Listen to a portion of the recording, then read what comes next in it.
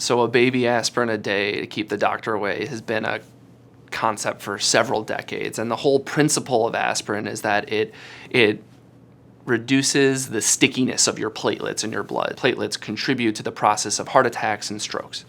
And so the thought is if you have an aspirin on board and an event occurs, having that on board will prevent full blockage of an artery in your brain or in your heart. Now, just to be clear, these are recommendations for the use of aspirin in primary prevention. So this is patients that have never had a heart attack, never had a stroke, and giving these patients aspirin is that beneficial to preventing these cardiovascular events. The data that was referenced to substantiate the use of aspirin in the setting of primary prevention is based on kind of old retrospective data, a huge slew of trials in 2018. These are large randomized controlled trials of tens of thousands of patients, have demonstrated that there is a very questionable benefit of aspirin in the setting of primary prevention. There's a risk-benefit assessment between bleeding and prevention of cardiovascular events, and the more recent data suggests that the bleeding risk outweighs the benefit in preventing cardiovascular events. The side effects of aspirin are primarily bleeding complications. So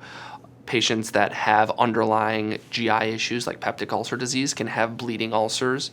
You can have spontaneous bleeding in your brain, easy bruising or bleeding in your skin.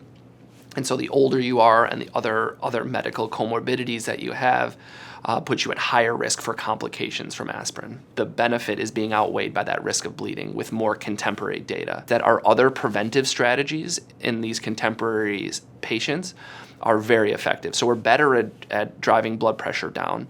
Our blood pressure goals have been lower and lower, so now we're being more aggressive in getting people's blood pressure under control.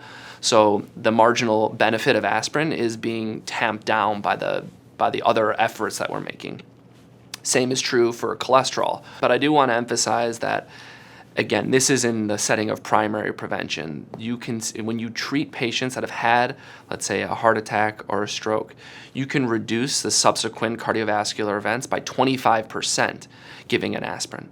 So if you've had an event, you definitely should be on an aspirin, as it saves lives, without a doubt.